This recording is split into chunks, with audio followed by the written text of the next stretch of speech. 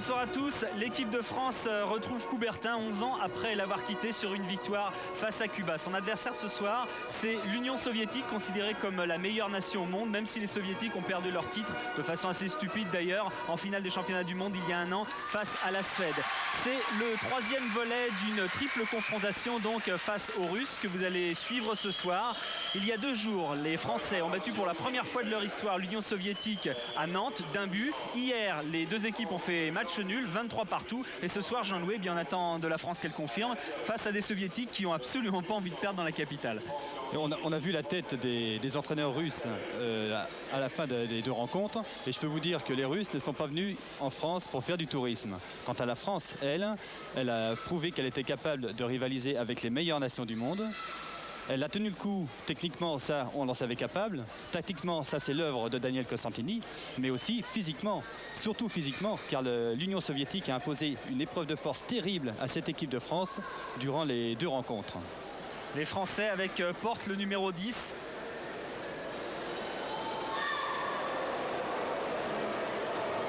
Qui se concentre de façon ultime avant le début de ce match. On va découvrir juste après le cri de guerre des Français, voilà la composition des équipes en commençant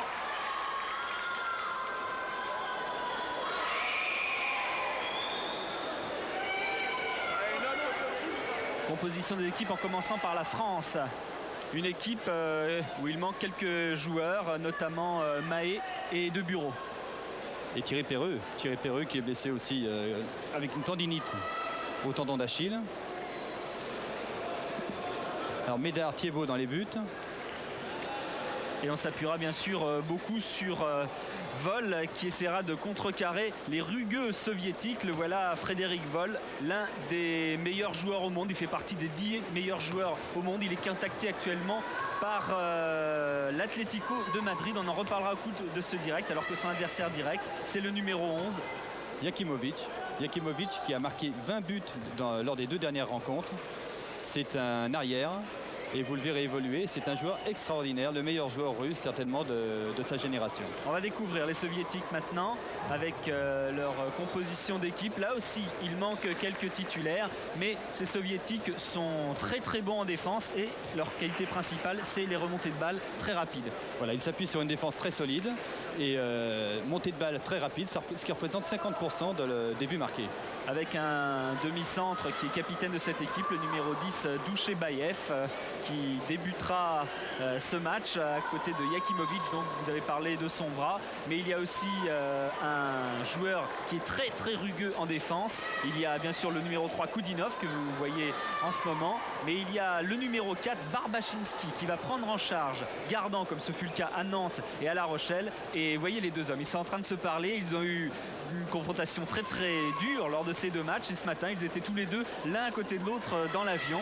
Et ce soir, c'est leur ultime donc rendez-vous à tous les 2. Et on devrait assister à un combat assez physique, mais aussi à de bonnes choses dans le handball, comme nous ont montré les Français déjà depuis un bon moment, car les Français sont en train véritablement de monter de niveau. Incontestablement, les Français ont gravi un échelon. Et Pierre B avec Daniel Costantini. Daniel Costantini, un second succès devant les Soviétiques ce soir à Paris pour le grand retour du handball à Coubertin. Ouais, c'est bien sûr ce qu'on espère tous. Maintenant, je vous dirais que quand on a conclu ces 3 matchs avec l'URSS, on s'est dit, bon, ils vont nous marcher dessus au premier, on va se rapprocher un peu d'eux au second, et puis on les battra à Paris pour le 3e. Le problème, c'est que c'est eux qui arrivent sur le parquet en outsider. Ils sont très vexés de ne pas avoir pu encore nous battre. Donc je pense que la partie va être très très chaude, mais je crois que les garçons ont envie de gagner devant le public parisien. Voilà donc coup d'envoi de ce 3e match entre les 2 nations, avec les arbitres de ce match, Jean Lelon et Gérard Tancresse. C'est l'une des meilleures paires d'arbitres du monde, les Français. Oui, ça fait 11 ans qu'ils évoluent ensemble et c'est leur 319e match ce soir.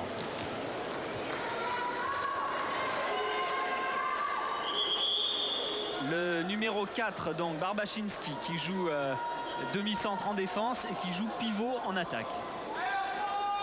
Et qui fait partie de l'équipe de Minsk. Il a quand même inscrit 2 buts hier soir à La Rochelle. Ce sont vraiment les 6 meilleurs joueurs de champ sur ce que l'on a vu dans cette tournée de l'Union soviétique qui sont actuellement sur le terrain avec une première balle et un premier but de celui dont on vous parlait il y a 1 minute, le numéro 4, Andrei Barbachinski.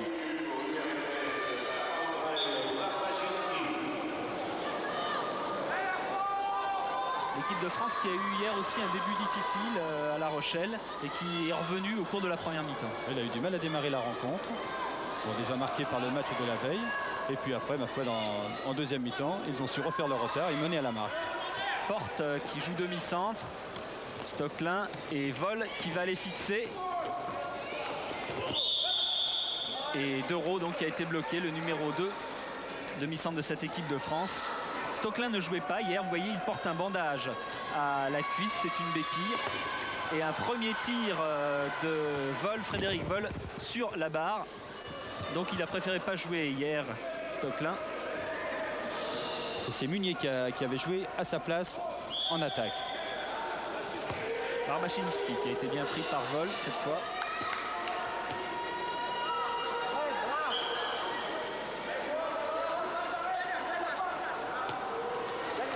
Le numéro 17, ailier, Charovarov. Et tir contré, récupération Munier, contre-attaque immédiate avec Vol qui va aller trouver l'ouverture. Non, il préfère trouver Gardan qui marque. Voilà un des joueurs français qui a probablement le plus progressé en un an, Philippe Gardan. Philippe Gardan qui on va faire un demi-tour contact sur Koudinov. Et marquer le premier but pour la France. Égalité donc entre les deux équipes après 2 minutes de jeu. Et là, Douchebaïev a essayé de retrouver Koudinov. Il y a un domaine où Gardan a fait des progrès aussi, c'est en défense. Souvenez-vous que même au championnat du monde, Gardan ne jouait pas en défense. Il ne jouait qu'en attaque.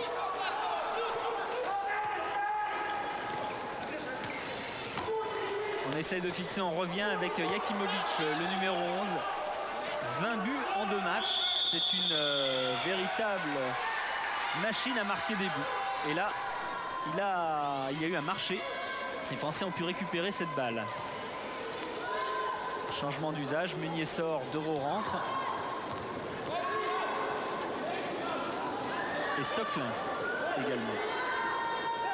L'équipe russe qui présente une défense très avancée, très étagée, pour gêner les tireurs français. Seul Gardan reste dans les 6 mètres. Dereau avec Vol. Stocklin est parti. Il retrouve Dereau. Et bien joué de la part de Dereau qui a tiré sous le bras. Et bonne parade de Choumak, Igor Choumak, qui est le numéro 2 en principe de la sélection. Mais Labrov n'est pas là. Choumak qui a 130 sélections en équipe nationale. Vol. Il peut tirer, nouvel arrêt de Choumak, mais Vol avait été gêné. Et un carton jaune pour Douchebaïev, le capitaine.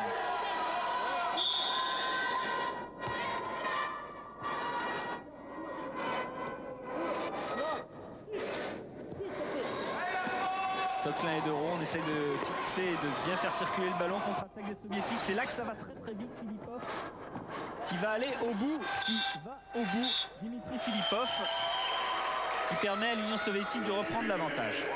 Filipov qui termine son action alors qu'il y a eu 5 passes pour mener cette balle jusqu'au but de Médard. La balle va très très vite, brûle les doigts des soviétiques.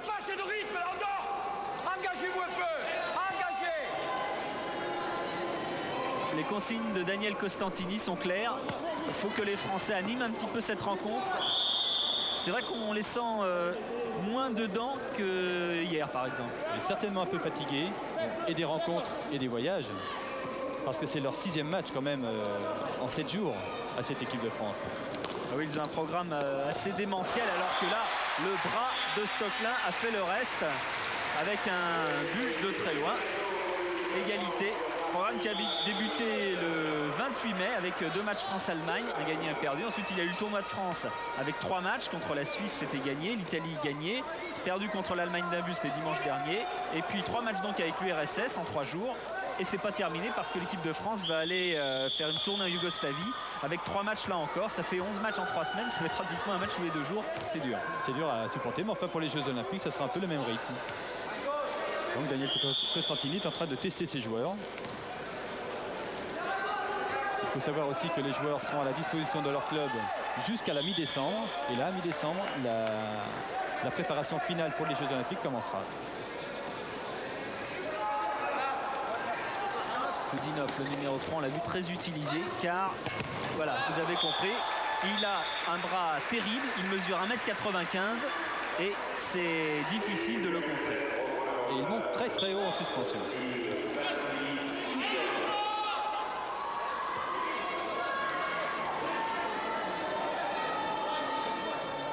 Médard ne pouvait pas grand-chose. Il a été souffrant ces 2 derniers jours, ces 3 derniers jours. Ça a été un petit peu mieux hier. Il a joué d'ailleurs à La Rochelle. D'ailleurs, il a sauvé l'équipe de France sur un tir de Jakimovic à 5 secondes de la fin. Jakimovic se présentait tout seul devant lui. Il a sorti le tir, ce qui a permis à la France de faire match nul.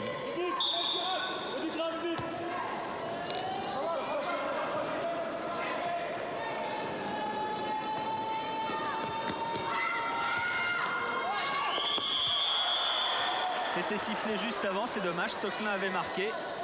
Si les arbitres avaient laissé jouer 1 ou 2 secondes de plus, c'était bon pour Stéphane. Stéphane qui semble avoir le plus de jus de cette équipe de France, ce qui est logique puisqu'il n'a pas joué hier. Tristan que l'on n'a pas beaucoup vu. Interception avec Douché-Baïev. Ça va là encore très vite. Et but de Barbachinski. Voilà l'illustration parfaite de ce qu'on disait tout à l'heure. La grande force de cette équipe soviétique, c'est la montée de balle. Et déjà 3 buts comme ça. Et Médard ne peut absolument rien faire. Ah oui, face à un joueur qui mesure 2 mètres, qui pèse 98 kg.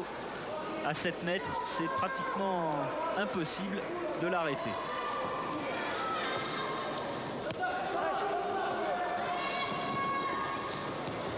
Ça circule bien. Tristan a essayé de rentrer en roucoulette. Et il en faut plus pour tromper Choumac. Jakimovic, qu'on n'a pas encore beaucoup vu. Ça ne saurait tarder. Filipov, Douché-Baïev qui marque.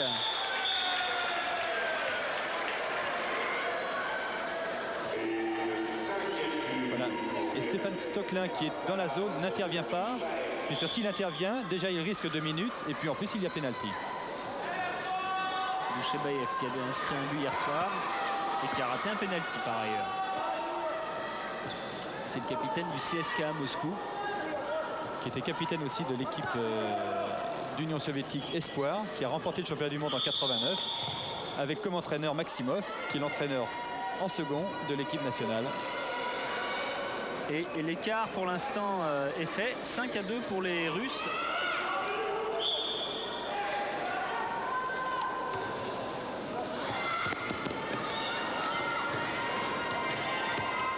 Guerreau qui retrouve Tristan. Et il a essayé autre chose, Tristan, mais ça n'a pas marché non plus. C'est Julia qui est rentré à sa place. Ça n'a pas marché non plus. Costantini qui essaye de varier alors qu'en revanche, Barbachinski, lui, se retrouve souvent seul à 7 mètres. Ah oui, parce qu'il y a 2 ailiers maintenant en équipe de France. Il y a Tristan, il y a Julia. Et Costantini essaie de faire varier et de les faire rentrer tous les deux. Et Tristan qui avait du mal à se mettre dans le match. Julia qui est plus rapide que Tristan, moins de métier. Envie de jouer. Voilà, comme il le prouve sur cette action.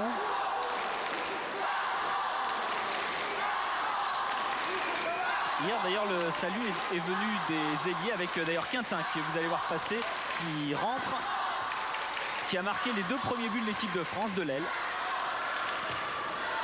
Stocklin et nouvel arrêt de Choumac. Et attention à la montée de balle, ça va encore très vite et la défense n'est pas placée. Heureusement que Philippe Gardon est intervenu sur Barbachevski.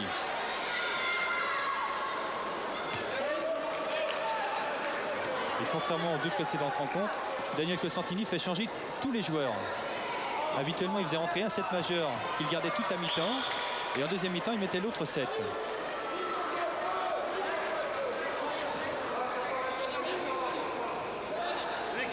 6-2 au bout de 10 minutes de jeu.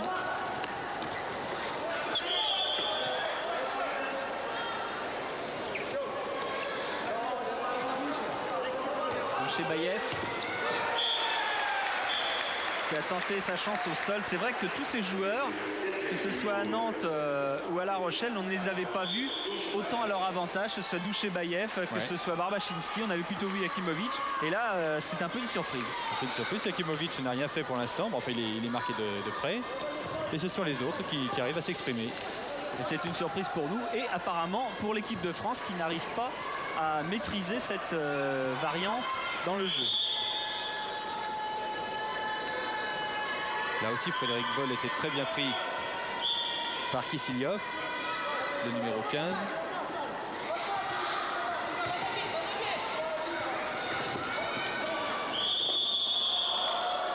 Si vous pouvez fixer votre attention sur le travail effectué par Gardan devant Barbachinski et Kiselyov, c'est assez impressionnant. Ils sont tous les deux au centre de la défense, les deux Russes. Gardan voilà, va jouer le 9 mètres. Il va sortir sur cette attaque, mais quand il sera rentré, vous verrez que c'est très très physique. Et Monturel est rentré à sa place. Monturel de Vénissieux. Et la balle a du mal à circuler rapidement.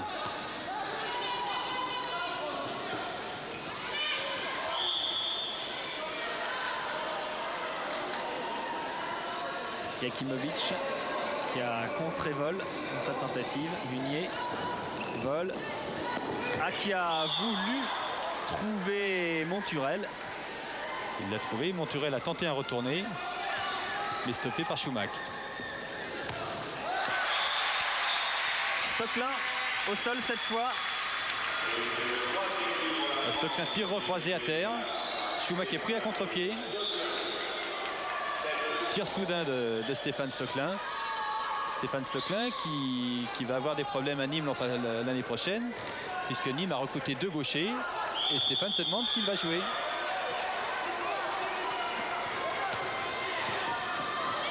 Ça remonte avec Quintin face à Charovarov et finalement le ballon est passé devant les buts de Schumack. Montée de balle des Russes, c'est toujours un modèle du genre, même si là ça ne va pas au bout. Charovarov. Et voilà, on vous l'avait annoncé, Jakimovic qui a décalé son bras. Tir en appui décalé, désaxé plus exactement. Et là ça vient vite. Son tir a été chronométré à 110 km/h. Déclenché à 8 mètres, ça va vite pour Médard. D'ailleurs c'est en pleine lucarne, ce qui ne facilite pas la tâche des gardiens. Et Wittberger, le Bordelais vient de rentrer. Et Kiselyov commet la faute. Ce sera un penalty. Frédéric Voll va rentrer. Il en a raté un hier. Il en a inscrit 2.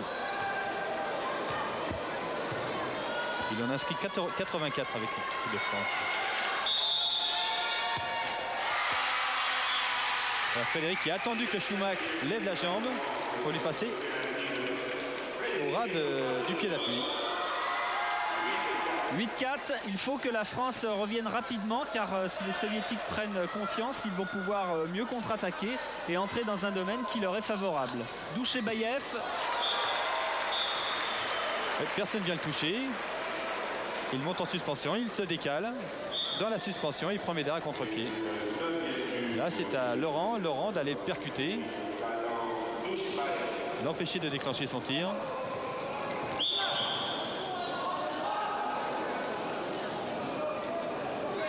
La France a du mal à rentrer dans le match.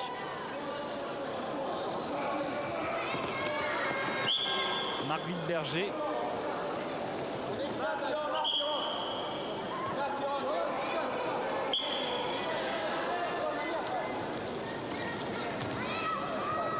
Avec Munier.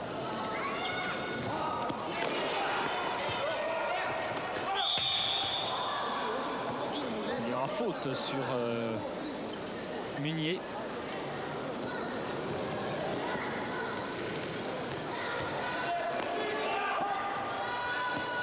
Stocklin. qui est pris. Berger lui aussi. Il n'y a pas beaucoup de solutions. Il n'y a pas beaucoup de solutions parce que les joueurs français jouent trop près de la défense. Ils ne prennent pas assez de champ pour prendre leur élan et ils vont tout de suite se percuter dans les défenseurs soviétiques. Regardez, Wittberger va recevoir la balle, il est à 10 mètres. Il n'a pas le temps, il n'a pas la vitesse nécessaire pour battre son adversaire en 1 contre 1. Le voilà. Et c'est contré et ça profite aux soviétiques bien sûr. Douchebaïev qui attend du renfort. Yakimovic qui relaisse à Douchebaïev. Filipov. Et une passe à Kissyliov, ça arrive au bout. Et bon arrêt de Médard, celui-là il va le faire du bien. Ça va le mettre en confiance. Sur ce tir de Charovarov. Et la France qui présente une défense 2-4 avec Richardson et Quintin très avancés sur les arrières soviétiques.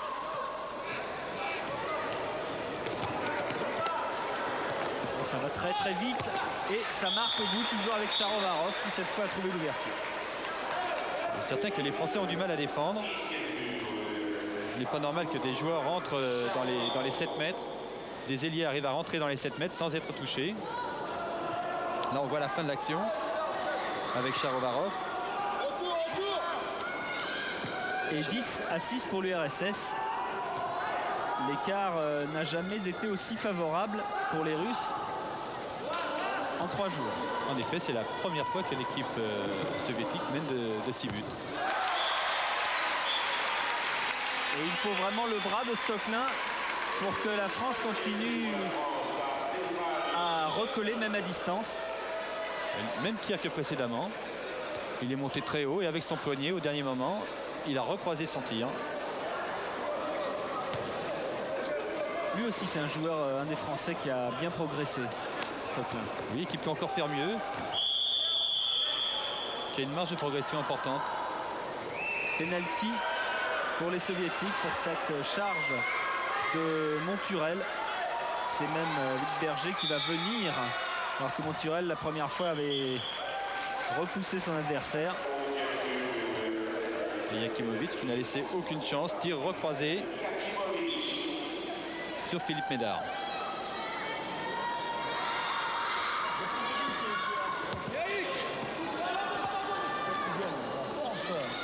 Une cause, tu le sors, tu me dis j'en peux plus. Mais c'est pas en dosant que tu vas savoir si tu peux ou si tu peux pas. Dialogue sur ce but de Stocklin. C'était un dialogue entre l'entraîneur Daniel Costantini et le numéro 5 Frédéric Voll.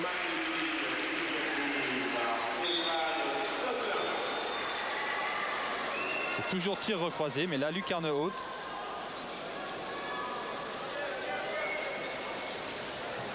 Stéphane Stocklin qui ne mesure que 1,85 m et qui arrive à passer par-dessus le mur soviétique.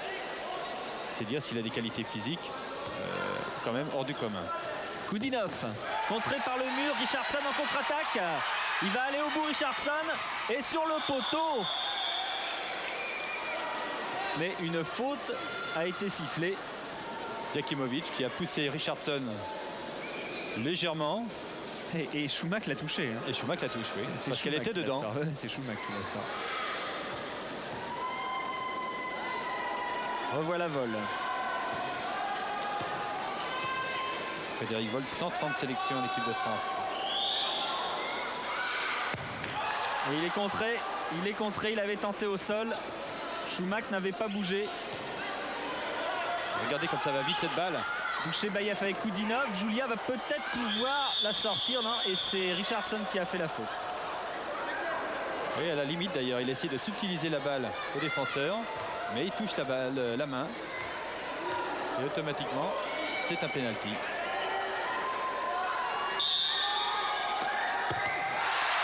Arrêt de Médard sur ce pénalty de Yakimovic. Munier avec Julia.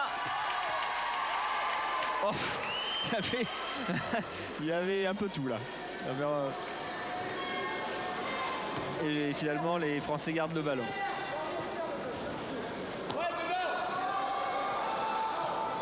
Voll qui va rechercher Monturel. Bien pris par Kissyliov.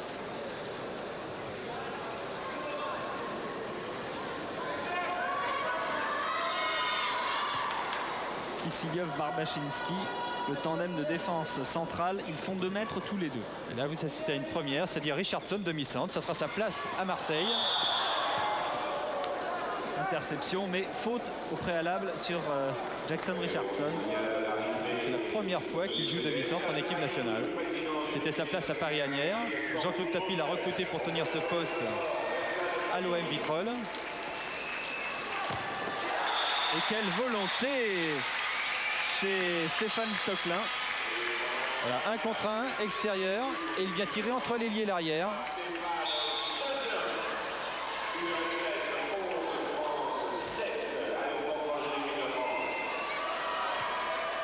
Voilà, c'est le moment où il faudrait un arrêt de Médard ou une interception pour permettre à la France de revenir et de faire un peu douter ces soviétiques qui affichent une suprématie pour l'instant immense. Bien joué de la part de Médard, c'est exactement ce qu'il fallait. Richardson, vol qui va aller au bout. 2 minutes pour Yakimovic. Il a attendu que Frédéric Vol monte en suspension pour aller le bousculer avec son épaule. C'est une faute qui peut être très dangereuse.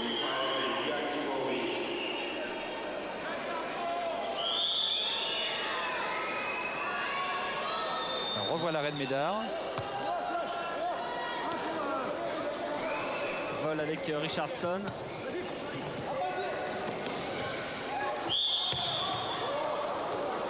Et il y a toujours soit Kiselyov, soit Barbachinski, soit Manevski. Et les Français attaquent à 6 contre 5 pourtant. Monturel pris en étau. Et cette fois, c'était Kiselyov. Ça s'appelle un caramel.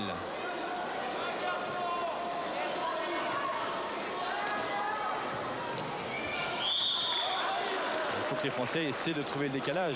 Il y a automatiquement le décalage puisqu'ils jouent à 1 de plus. Il faut que la balle circule.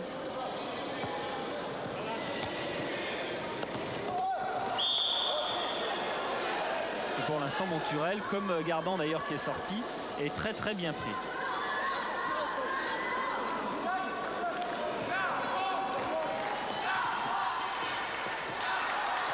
La balle Tir manqué de Richardson. La balle lui a échappé des mains. 11-7. Et il reste 7 minutes de jeu dans cette première mi-temps. Les Français sont totalement immobiles en défense. Et là, il y avait un marché qui a été sifflé. Et c'est assez symptomatique. On a vu des Français entamer une remontée de balle et l'arrêter tout de suite. C'est la fatigue. C'est le physique qui craque pour l'instant. Et les Russes, eux, vont aller très très vite avec Manevski qui marque. Et Médard s'est blessé au passage. Il est monté sur le défenseur, sur l'attaquant, sur le Russe. Et c'est la main du tireur qui l'a atteint au visage. Ah oui, parce que Manevski a poursuivi son effort. Et Médard lui sortait. Médard est allé au-devant de lui, oui.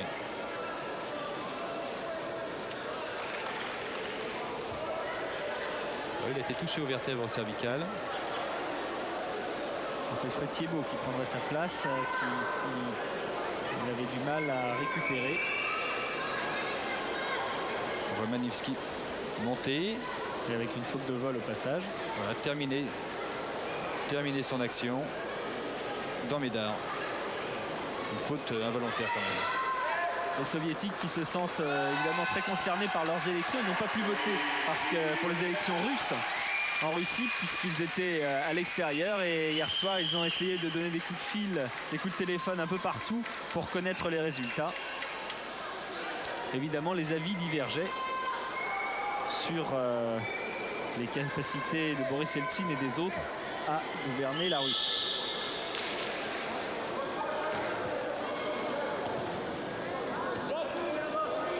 Philippe Ederson.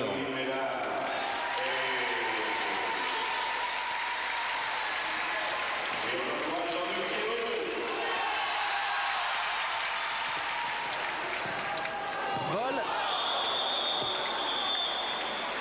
Et faute de Kiselyov. Encore une. Ce qui n'avait pas d'ailleurs empêché Schumacher d'arrêter ce tir de vol. 12-7, 5 buts d'avance pour les Soviétiques à 6 minutes de la mi-temps.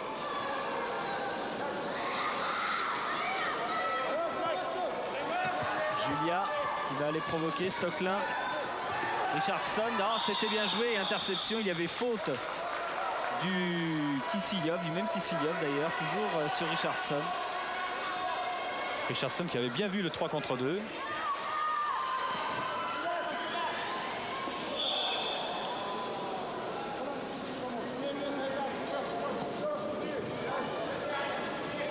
L'équipe de France joue moins vite et quand l'équipe de France joue moins vite, eh bien les décalages se font moins. Il faut des actions individuelles comme Richardson par exemple ici.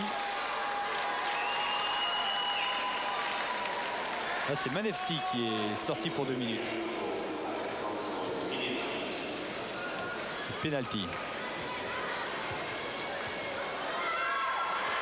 Frédéric Vol qui a raté le précédent et s'y met au-dessus celui-là. Ça, c'est la fatigue.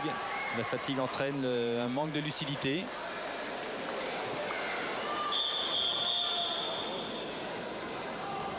Il ne faudrait pas que les Français craquent physiquement maintenant. La deuxième mi-temps risque d'être très difficile. Calme, c'est rien. Concentre-toi, c'est tout. Concentré. Alors que pour Daniel Costantini, pour l'instant, c'est un problème de concentration. Richardson pour y remédier avec une feinte et un but. Feinte de tir de Richardson en appui, ce qui a fait bouger le gardien Schumacher.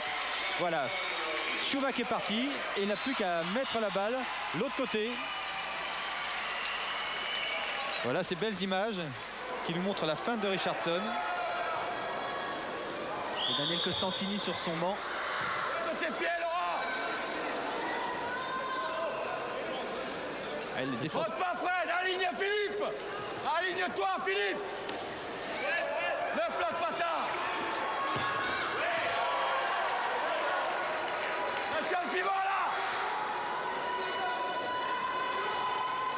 Daniel Costantini qui a besoin de remettre en place son équipe et qui parle beaucoup plus qu'hier par exemple. Charovarov. Et ça arrive à Yakimovic. Yakimovic qui n'a pas beaucoup de tirs quand même. Non, il nous a pas habitué vraiment à ça en deux jours. Il monte très haut, il a le temps de voir le gardien exploser. Et après il peut tirer, il peut déclencher son tir. 13-8, 3 minutes de jeu.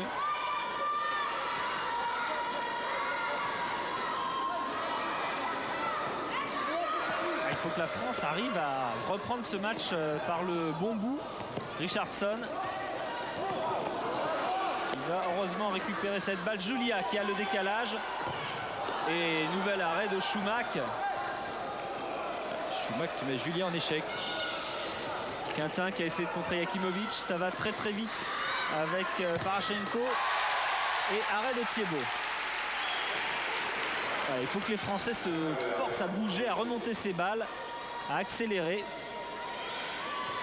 C'est un petit peu pareil que pour les joueurs de tennis. Lorsqu'ils commencent à ne plus bouger, il faut s'obliger à reprendre un effort physique de façon à réactiver un petit peu le jeu collectif.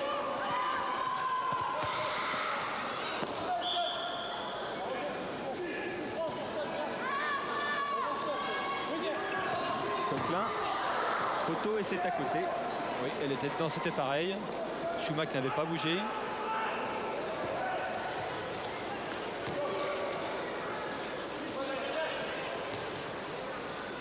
Entrée de Koudinov, le numéro 3.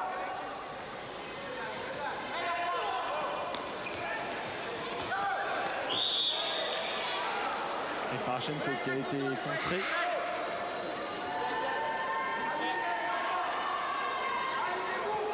Le demi-centre de Minsk. Alors voilà Parashenko. Les contre-attaques des Français, Quintin qui a essayé au sol.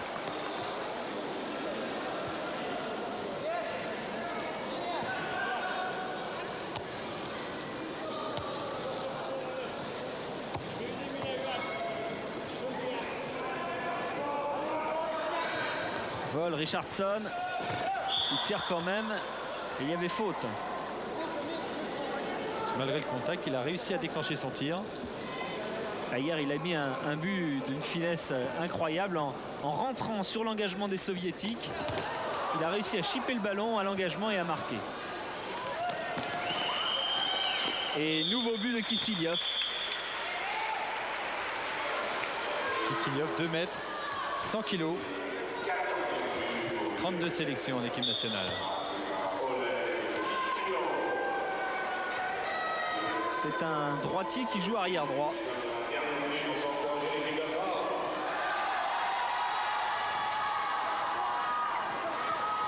Vol, Quintin, qui marque dans un angle impossible. Il est déséquilibré et comme il a pris appui très haut, il est monté très haut, il a eu le temps de se rééquilibrer. Il monte, là il a le temps de se rééquilibrer. Et comme c'est un garçon très adroit, il l'a prouvé encore hier soir. Il marque son premier but de la soirée. Voilà, 14-9, il y a plus 5 pour l'Union soviétique et nouveau but, il y aura plus 6 maintenant avec ce nouveau but de Mikhail Yakimovic, l'arrière droit de Minsk. Les dernières secondes, Richardson qui a essayé de tirer et fin de cette première mi-temps. Yakimovic qui aimerait bien aller à Nîmes, il est allé dans la chambre des Nîmois hier de Vol pour leur demander s'il y avait une possibilité d'aller à Nîmes, alors que Vol est avec Pierre. Frédéric Vol, une première mi-temps difficile, peut-être des problèmes en défense et puis aussi de circulation de balles à l'avant. Oui, une première mi-temps très difficile. Je crois que le plus gros problème pour nous, ça a été de rentrer dans le rythme du match. On a eu énormément de difficultés au départ.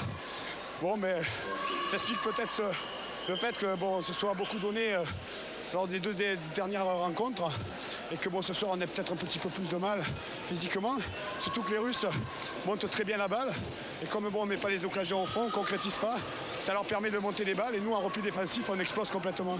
Donc bon, je crois que pratiquement la moitié des buts que les Russes ont marqués ont été sur contre-attaque.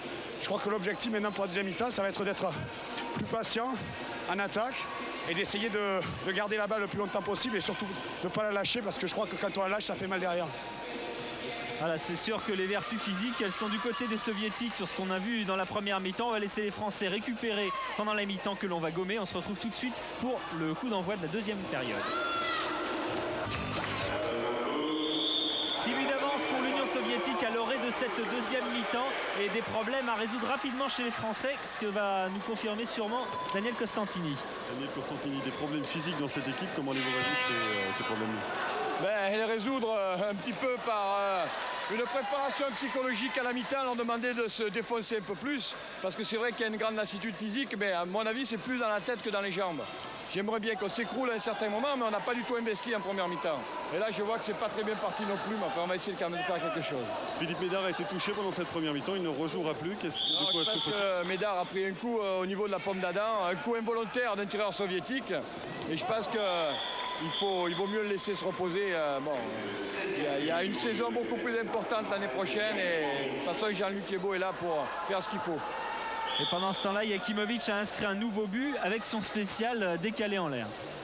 Des accès en suspension pour contourner la défense française. Ah, il le fait très très bien, il monte très très haut.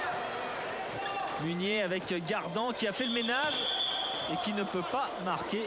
Gardan qui joue. Oh là, ça plaît pas à Choumac, il est quand même tiré.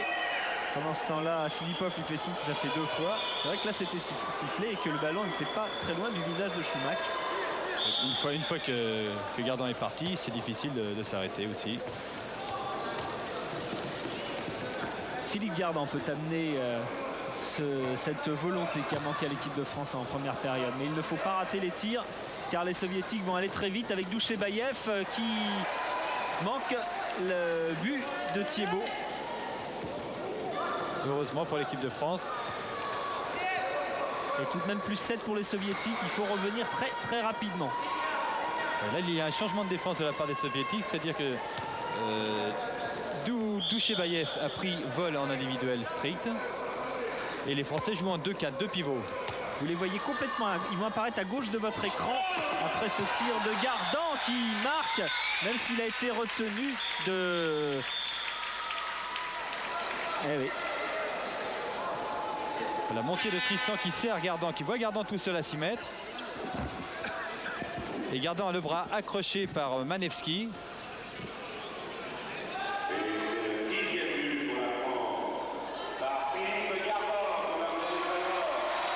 Philippe Gardan qui joue avec des chaussures neuves, bien que ça ne plaise pas à son entraîneur, mais il ne peut pas faire autrement parce qu'il s'est réveillé en retard ce matin. Il a d'ailleurs raté le car, il a dû prendre celui des Soviétiques pour aller à l'aéroport de La Rochelle. Et il a oublié ses chaussures et son Game Boy qui sont toujours à La Rochelle, à l'hôtel. Donc on lui a trouvé une nouvelle paire toute neuve pour ce soir.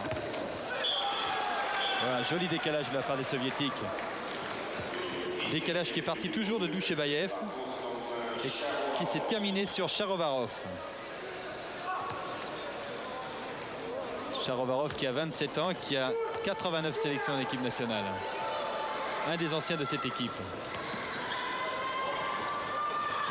Gardan avec Vol, Quintin, Munier. Et Monturel sur le poteau. À des occasions comme ça, il ne faut pas les manquer parce que ça va se retourner immédiatement contre les Russes, contre les Français, pardon. Et même si là, heureusement, c'est raté par Sharovarov, heureusement pour les Français. Toujours plus 7 pour les Soviétiques. Quintin.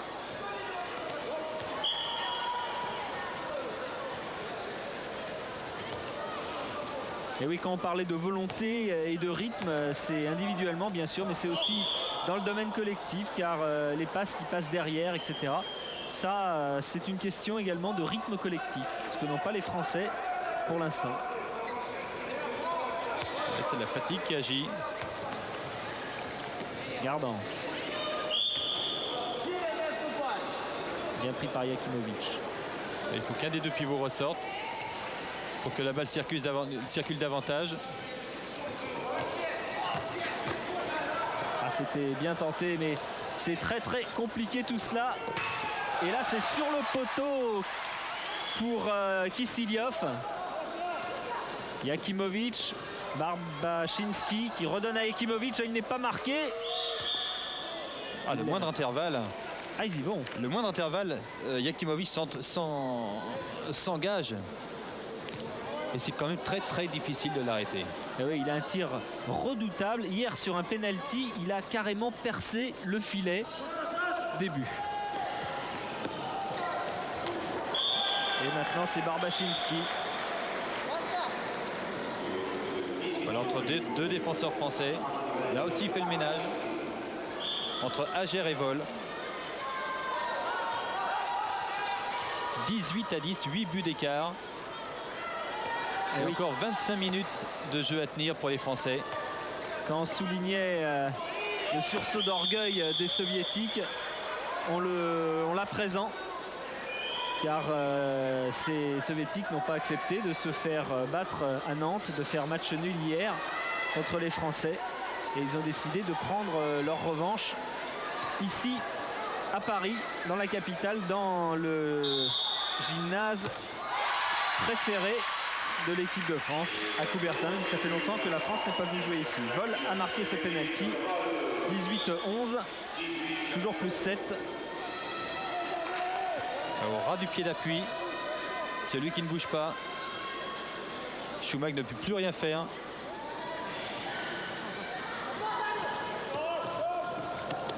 Douchebaïev. Koudinov.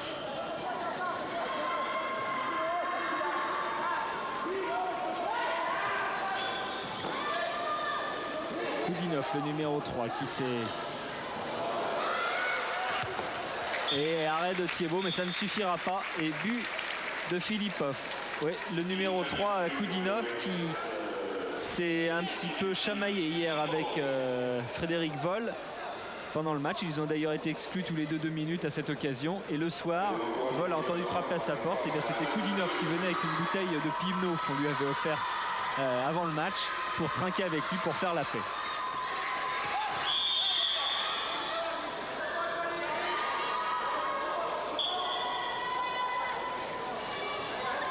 Toujours 2 pivots du côté français. pour essayer de trouver des solutions à 6 mètres. Ce qu'a tenté Laurent Munier sur Philippe Gardan. Gardan qui a tenté un retourné. Il faut dire qu'hier, il a mis des buts dans toutes les positions. Et même un en retourné par-dessus la tête.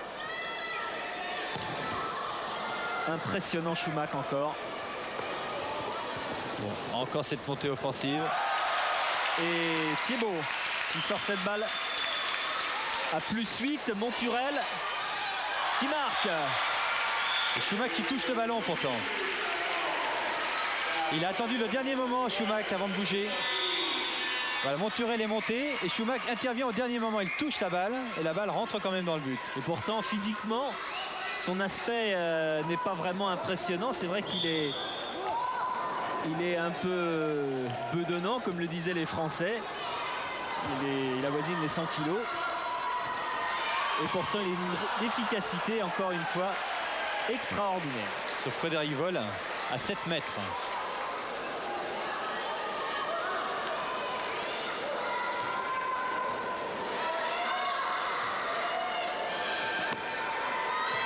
Schaff fait son entrée. Schaff qui est opéré du ménisque. Il y a 3 semaines, étonnant rétablissement. Lui, il ne devait faire que les échauffements avec l'équipe de France. C'est ce qu'il a fait depuis le début. Il a été intégré à cette tournée contre l'Union soviétique pour qu'il soit au contact du groupe parce que c'est un jeune. C'est quelqu'un en qui on a confiance pour l'avenir. Et là, Thiébaut a redonné le ballon malheureusement après un bel arrêt. Il s'est pris les pieds dans le filet. La balle touche le poteau. Et là, il a les pieds pris dans le filet, il ne peut pas repartir. Et c'est Filipov qui marque. 20-12.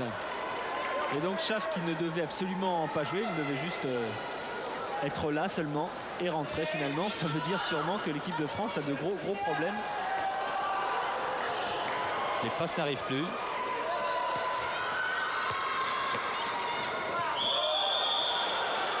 Oui, mais Schaff lui aussi a perdu le rythme de la compétition. Derrière, Philippe, derrière. Voilà, et tout de suite le réconfort de son entraîneur.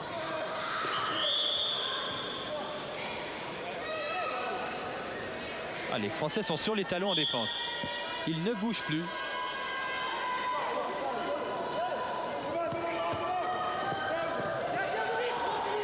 Quelle différence de circulation de balle entre l'attaque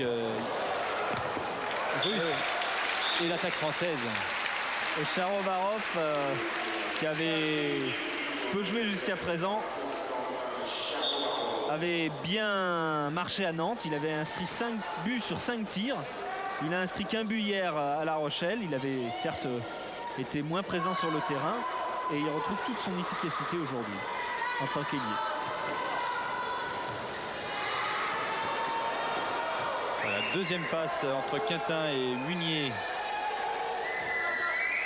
qui n'est pas réceptionné.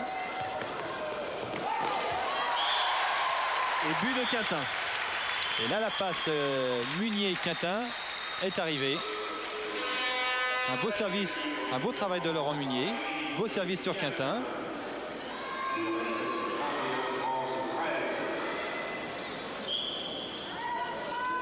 Et quand même 8 buts en faveur de l'Union soviétique.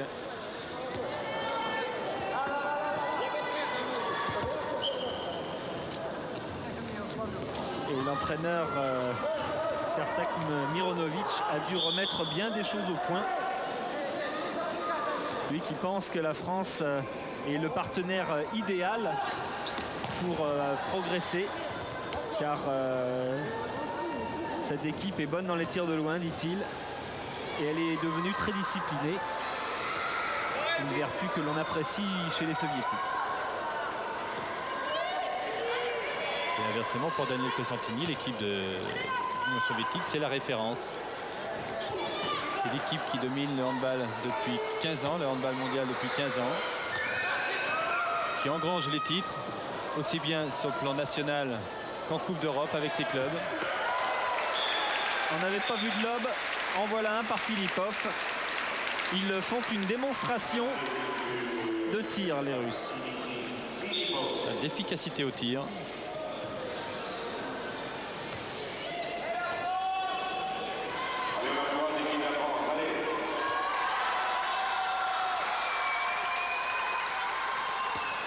Schaaf avec Dereau, Vol.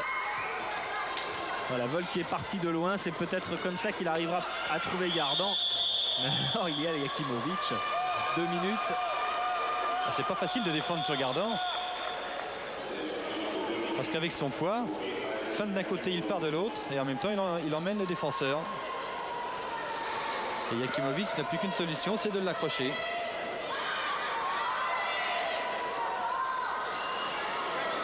Philippe Gardan, le plus capé des Français derrière Mahé qui n'est pas là ce soir.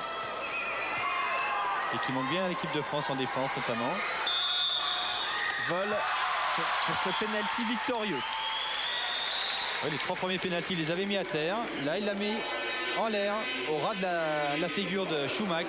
Frédéric Vol donc contacté par l'Atlético de Madrid qui tient absolument à le faire signer. Et il est d'ailleurs allé à Madrid pour rencontrer les dirigeants du grand club madrilène qu'il avait invité.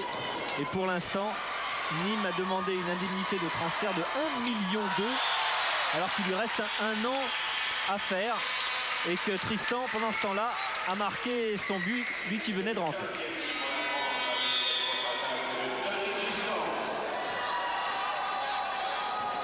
Voilà, 7 buts d'écart, 22-15. Et on va arriver au milieu de cette deuxième mi-temps. C'est sur le poteau, mais Barbachevski a été gêné et ce sera un penalty. Sur une belle combinaison entre Barbachevski et Koudinov. Bloc remise au bloc.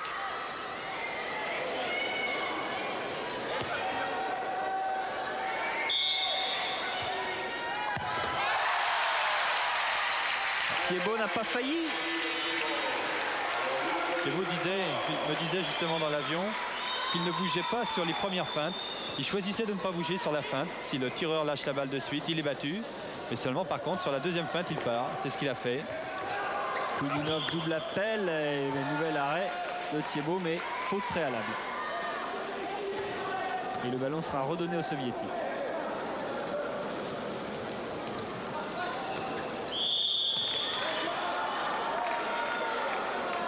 Encore 16 minutes 15 de jeu dans cette deuxième mi-temps et 7 buts d'avance pour les Soviétiques. C'est pas terminé pour l'équipe de France qui peut encore revenir. Mais il faudrait qu'elle fasse preuve de plus d'agressivité à l'image de Tristan qui défend ici.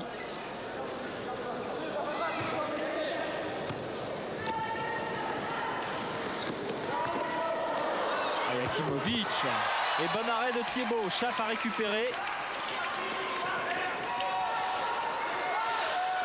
Vol, porte et Agère pour ce but. La bonne combinaison des Français. La défense soviétique n'était pas encore en place.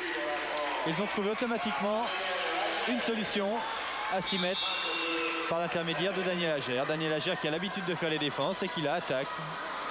Il a pris sa chance. 6 buts d'avance. Est-ce qu'on va assister à un renversement de situation? L'équipe de France en est capable. Bebeshko qui a donné sur le côté à Jakimovic. Un tir et nouvel arrêt sur ce tir de Sadowski de Thiebaud. Ah, les Français semblent enfin réveillés avec Schaaf maintenant. Décalage et Schaaf a préféré tirer lui-même. Alors que Vol était décalé, lui avait demandé la balle. Il était gourmand sur l'action, la Schaaf.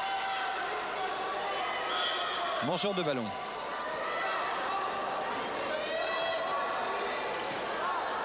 Et Vol est toujours pris en individuel. Dereau.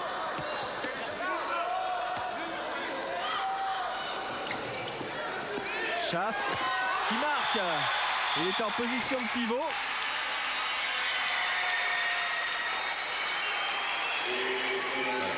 Étrangement, Schaaf se retrouve tout seul à 6 mètres. Il se dégage bien, il dégage bien son bras. Et il bat Schumacher.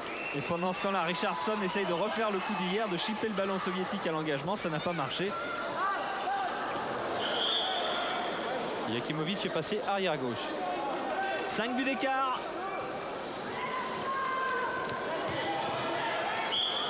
Bebeshko. Bebeshko qui essaie de dribbler devant Richardson. c'est danger. Bebeshko qui joue beaucoup pour ses arrières, il cherche peu à s'infiltrer lui-même, mais il fait profiter de ses percussions ses deux arrières. Ici, Jakimovic n'en a pas profité. Ager, c'est reparti avec Porte. Et là, c'est bloqué. Ager et Richardson vont sortir pour laisser entrer Gardan et Dereau.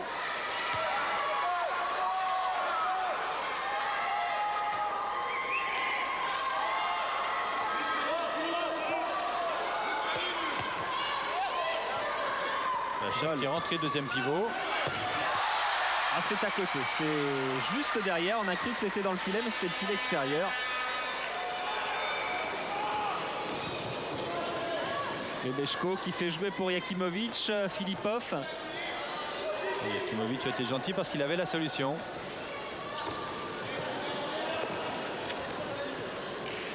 Sadowski, Bebeshko, Jakimovic qui marque.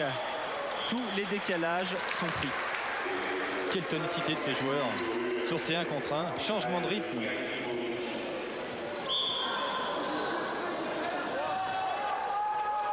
Alors hier soir dans la chambre de vol, il a regardé les noms de l'équipe de Nîmes et il prenait joueur un par un et il disait celui-là ami, celui-là aussi ami. Il a envie de venir en France.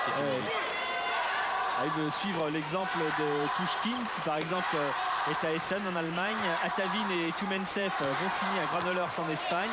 Nestorov, le pivot, est en contact avec Pampelune et Lavrov, le gardien, donc cherche aussi à partir. Et Porte, lui, marque un but important. 23-18, plus 5 à 12 minutes de la fin.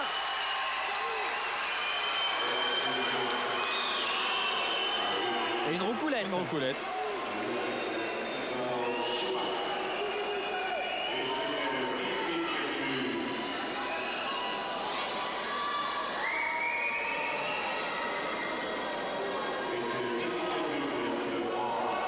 Le banc soviétique avec celui qui pose le papier, Vladimir Maximov, dont les spécialistes de handball se rappellent peut-être. Maximov qui était capitaine de l'équipe nationale en 76, qui a été championne olympique à Montréal, qui a joué contre la France d'ailleurs à Nantes pour la qualification pour Montréal. Un mauvais souvenir pour ceux qui ont joué. Mais depuis, les temps ont bien changé puisque dans le même palais des sports, 16 ans après, l'équipe de France a battu l'Union soviétique. Et première fois de son histoire. C'est assez impressionnant. Et sans doute les Français ont laissé beaucoup de force dans ces duels. Car ce soir, ils ont beaucoup plus de mal. 23-18, plus 5 pour l'Union soviétique. Et nouveau pénalty de Jakimovic. Alors que Thiébaut, lui, est en train de nettoyer les abords de son but. Thiébaut qui mute à Ivry, qui jouera à l'US Ivry l'année prochaine. Avec une recrue russe aussi, Vassiliev. Et Jakimovic ne manque pas ce pénalty. Encore, Jean-Luc n'a pas bougé sur la première feinte. Il explose sur le tir. Il n'a rien pu faire contre le tir de Jakimovic.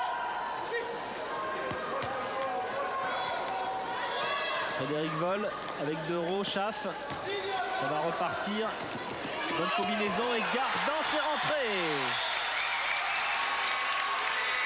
Sur Tikhonov qui a remplacé Schumack. Tikhonov, 21 ans. C'est le gardien de Volgograd. Qui a été champion du monde avec l'équipe d'Union soviétique Espoir.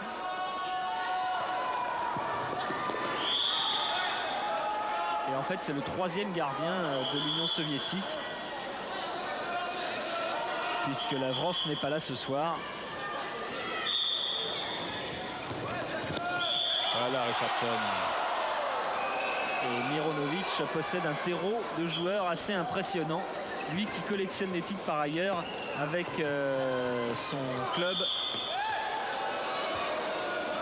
de Minsk. puisque au cours des 7 dernières années, il a été 6 fois champion d'Europe depuis 84 et une fois finaliste. C'est assez impressionnant. 84, il a été finaliste et il a gagné tous les titres de champion d'Europe jusqu'en 90 avec Wins. Et c'est d'ailleurs lui qui a mis en place la montée de balle. Montée de balle qu'il a fait appliquer à l'équipe nationale maintenant. Pendant ce temps-là, Koudinov a permis à l'URSS de marquer un nouveau but. 25-19 plus 6 à un peu moins de 10 minutes de la fin de cette rencontre.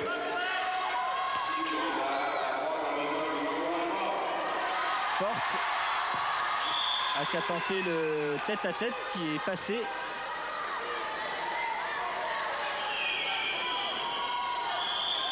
Mais Tikhonov n'a pas bronché.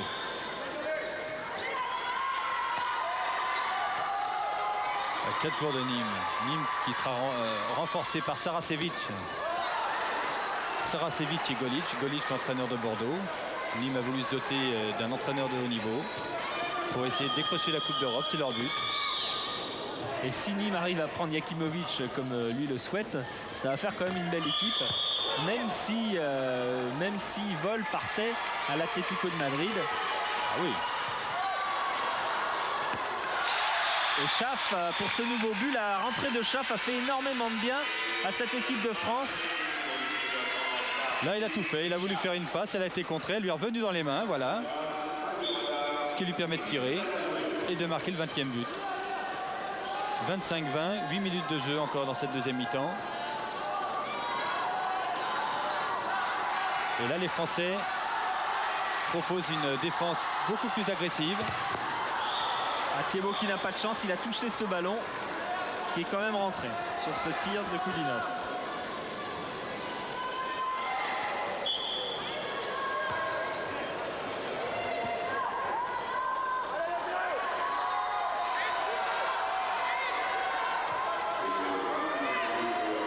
Le Vol qui serait, s'il partait en Espagne, le deuxième Français à jouer à l'étranger. Le premier, c'était le seul pour l'instant, c'est Eric Caillot de Gagny qui avait à l'époque signé un an au FC Barcelone, qui était revenu à Gagny alors que les Barcelonais étaient très contents de lui. Oui, à Granollers. Granollers dans la banlieue de Barcelone.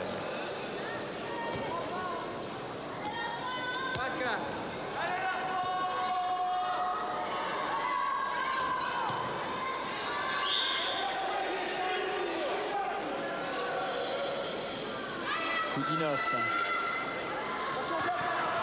Manevski est rentré. Les Français défendent de mieux maintenant. C'est une défense beaucoup plus agressive, beaucoup plus avancée aussi. Et Koudinov trouve malgré tout l'ouverture. Il monte en suspension sur la gauche, il entraîne la défense vers la gauche et son bras passe à droite. À droite du défenseur.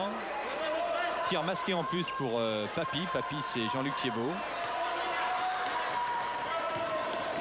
Vol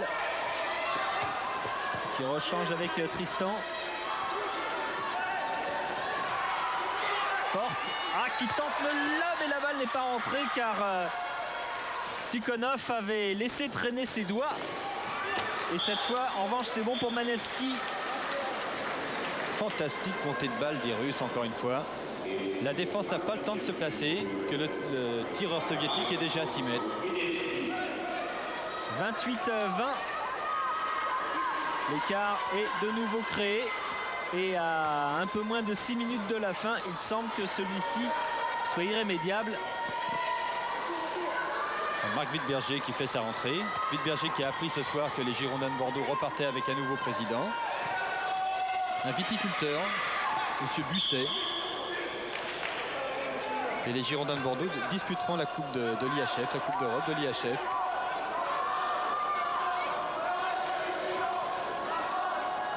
Doro avec Munier.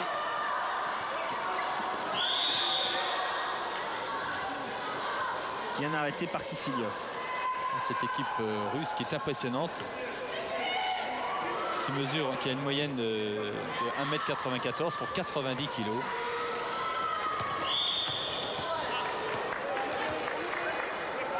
David Berger qui se heurte au problème qui est celui de son équipe depuis le début. Arriver à déstabiliser cette défense et c'est pas facile.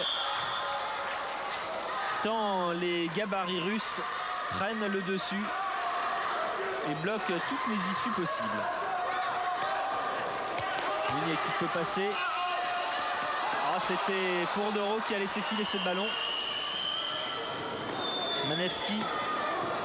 Charovarov qui va attendre que les autres reviennent. Yakimovic qui a essayé de le retrouver.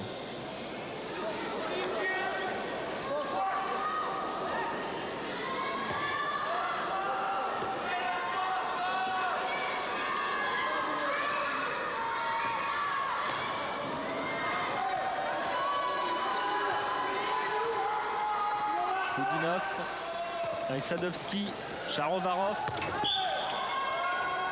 qui ose énormément comme ailier. Oui. Il tente beaucoup de choses.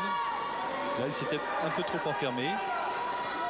Mais il n'a pas perdu le ballon en tout cas, qui est toujours pour les Blancs, les Soviétiques. Koudinov et ça passe. C'est un classique. On vous a parlé du bras de Yakimovic. Celui de Koudinov n'est pas mal non plus. Koudinov qui en est à sa 15e sélection, qui a déjà marqué 28 buts en équipe nationale. Les Soviétiques qui essayent de s'exporter. Ils ont même réussi à exporter leur finale, la finale du championnat soviétique entre Astrakhan et Krasnodar. Krasnodar qui l'a emporté 26-16. Finale qui s'est déroulée à Braga, au Portugal. À Braga, au Portugal. Pour les besoins de la télévision, car les Soviétiques ont vendu ce match à la télévision qui est passé bien sûr au Portugal, mais aussi en Espagne. Car le championnat russe est de très très haut niveau. Charovarov face à Thiébaut et plus 10 pour l'URSS. Là, ça devient une punition pour l'équipe de France. C'est le chaos. Chaos depuis 5 minutes. La France était revenue à 5 buts. Et là, ça devient un calvaire. Dans quelques minutes, le golf avec André-Jean Laforie et Bernard Pascasio. Première journée de l'US Open. Là aussi, on va voir du très très haut niveau en golf dès la fin de ce match.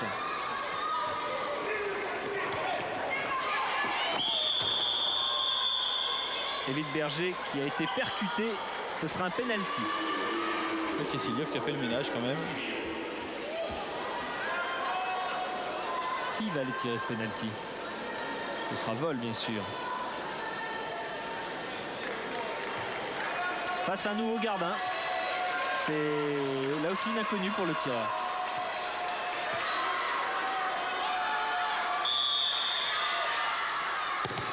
Eh oui, et cet inconnu n'a pas été résolu par Wolf face à Tikhonov.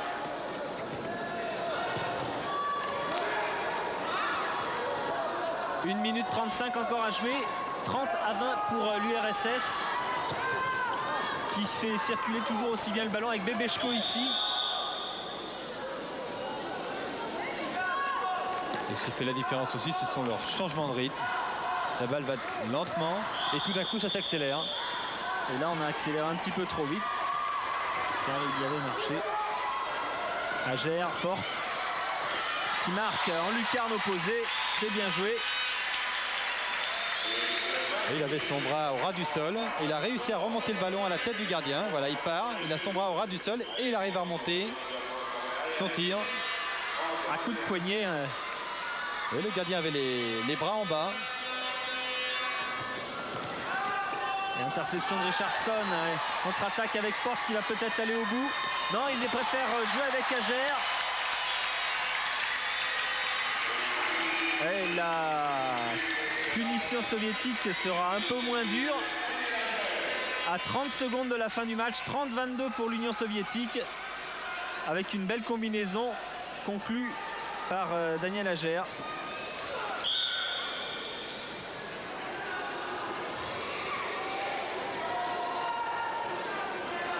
Même si ça se termine mal pour l'équipe de France, le bilan est quand même positif. Une défaite, une victoire et un match nul. C'est de toute façon très bien pour l'équipe de France. Bel arrêt de Thiébaut au passage. Et là, c'est terminé maintenant pour ce match, remporté donc par l'Union soviétique 30-22. Il faudra retenir la triple confrontation entre ces deux équipes pour s'apercevoir que finalement la France s'est peut-être encore montée d'un cran.